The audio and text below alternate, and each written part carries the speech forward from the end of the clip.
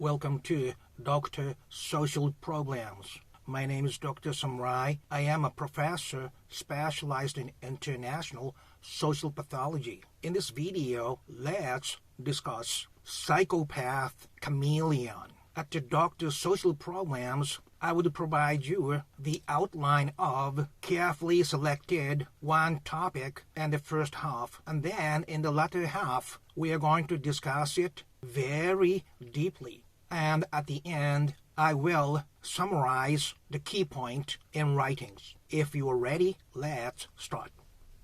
Recently, there are two people especially attracting people's attention in news. One is George Santos. The other is Bryan Kohberger. Psychopath is typically defined as emotional handicaps and abnormal narcissism. It is considered that because they are raised under high stress, their cortisol, the stress hormone, is always high up, which blocked amygdala from developing normally, which controls our emotions. Also, because their emotions are not developed at normal level, they have difficulty in interpersonal relationships. They are not interested in other people's interests, while they are always focusing on their own interests. Because of that, they typically control other people to get what they want, usually by making pathological lies or intimidating others. And based upon these emotional handicaps and abnormal self-centeredness, levels of aggression and neglect in their upbringings have effects on what kind of personality they actually form. As for Mr. George Santos, he has been pathologically lying about the school he went to, the job he had, rental properties he owns, about being Jewish, about his athletic accomplishments, and his campaign finances and all. It is highly possible that by creating his fictional image by these pathological lies, he got what he wanted, which is the representative position he is holding now.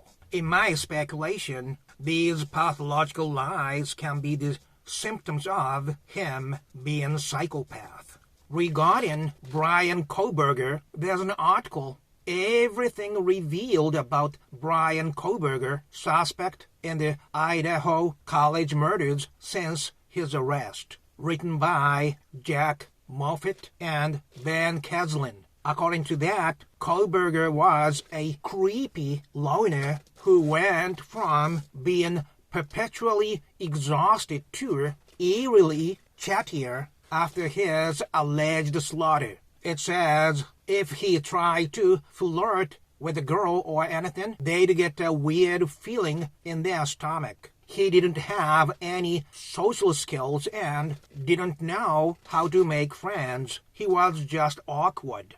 It also points out it seemed like he never slept because he was always doing something all night. Also, he was egoistical, and that he had to make absolutely sure you knew he was smart and had this intellectual capacity. Also, at a bar he frequented, he was mocked by the staff because he would ask female staff and customers where they lived.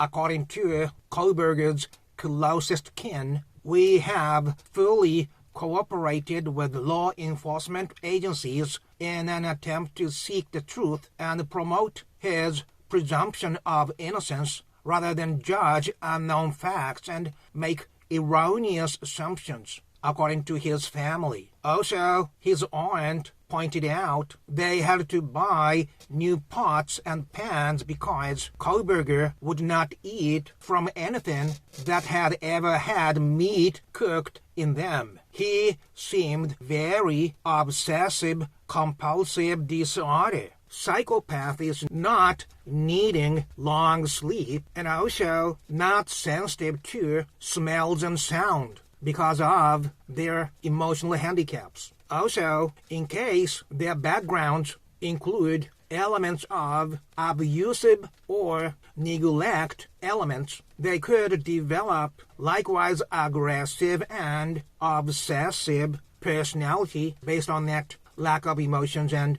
self-centeredness. This creepiness pointed out by those around Kohberger seems to be indicating his inability to read others' feelings. Also, he was up all night and highly obsessive and compulsive. Also get along with the personality that I suggested. Oh, if you like this kind of deep discussions of social issues, please click that channel logo not to miss the next episode. Psychopath is indeed what is most difficult to distinguish among people because it is a personality handicap that usually appears in their behaviors. However, due to that emotional handicaps and self-centeredness, they are usually compared to reptiles which can function mainly on brainstem. And because of that, it is pointed out,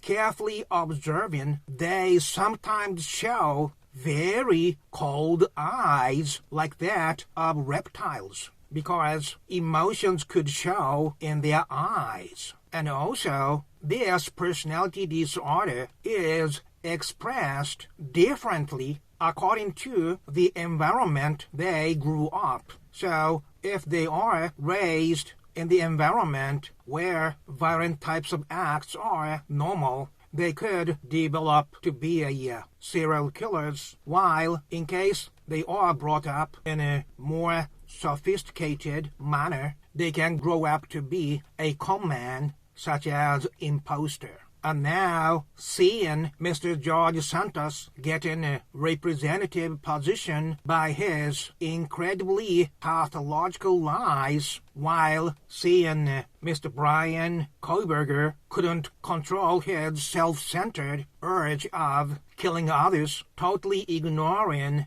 the feelings of others, it is highly possible that they are psychopath, whose psychopathic level is over 30 on PSYCYOPATH psychopath checklist.